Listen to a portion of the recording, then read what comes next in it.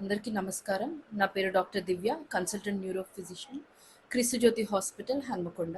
Mega super speciality camp ఎందుకు నిర్వహించినామంటే reverend doctor Paulson సంగాల గారి పుట్టినరోజు సందర్భంగా ఈ మెగా హెల్త్ క్యాంప్ని ప్రతి సంవత్సరము మనం ఈ క్యాంప్ని ఈరోజు చేస్తూ ఉంటాము.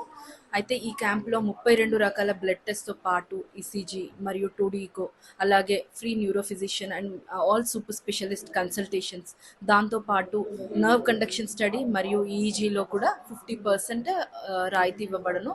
అలాగే డెంటల్ చెకప్స్ కూడా ఫ్రీ చెకప్ అండ్ ప్రొసీజర్స్లో కూడా 50% డిస్కౌంట్ అనేది ఉంది.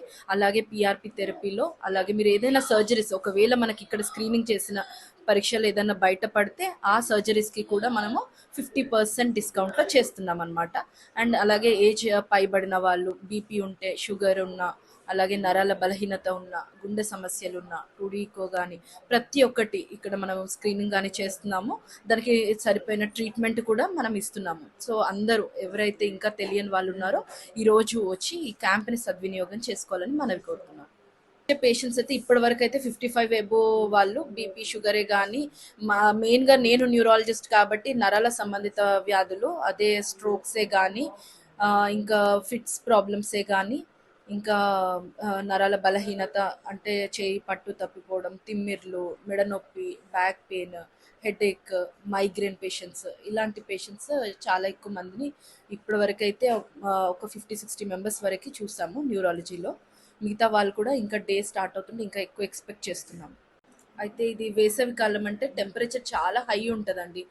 అయితే మనం అడిక్వేట్ వాటర్ ఎప్పుడైతే తీసుకోమో అది డీహైడ్రేషన్లోకి వెళ్తామన్నమాట. అంటే డీహైడ్రేషన్ అంటే నీరు తక్కువ అవ్వడం బాడీలో, దానివల్ల రక్తం చిక్కబడుతుంటుంది. చిక్కబడినప్పుడు రక్తం గడ్డగట్టే అవకాశాలు ఉంటాయన్నమాట. సో మేజర్ స్ట్రోక్స్, సిఎస్విటిఏ కానీ లేదంటే బ్లీడ్సే కానీ ఇలాంటి సమ్మర్లో అనేది ఎక్కువ ఉంటూ ఉంటుంది.